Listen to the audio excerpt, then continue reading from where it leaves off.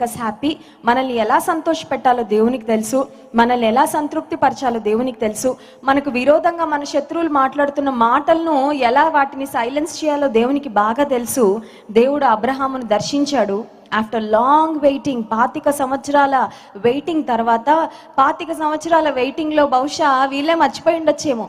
వాగ్దానం అయితే చేశాడు కానీ ఏమో ఇన్ని సంవత్సరాలు అయిపోయింది, నెరవేరుతుందో లేదో అన్నంత పరిస్థితులలో దేవుడు తిరిగి వారిని దర్శించి వారికి చెప్తున్న మాట ఏంటంటే, యెహోవాకు అసాధ్యమైనది ఏదైనా ఉన్నదా? ఈ రాత్రికాల సమయంలో ఈ గ్రౌండ్లో ఎంతమంది కూర్చుని ఉన్నారో వారందరితో కూడా దేవుడు ఇదే మాట మాట్లాడుతున్నాడు. అదేంటంటే, నాకు అసాధ్యమైంది ఏదైనా ఉందా అని దేవుడు అడుగుతున్నాడు. ఉందా లేదా?